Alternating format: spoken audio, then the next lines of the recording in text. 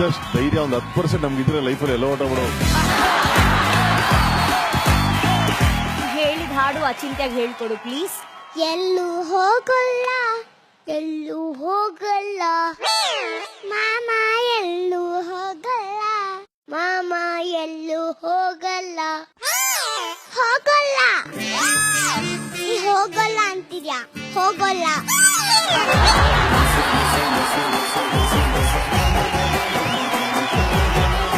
ಎಂದಿಗೂ ನಾನು ನಿನ್ನನ್ನು ಬಿಟ್ಟು ದೂರ ದೂರ ಹೋಗಲ್ಲ ಹೋಗಲ್ಲ.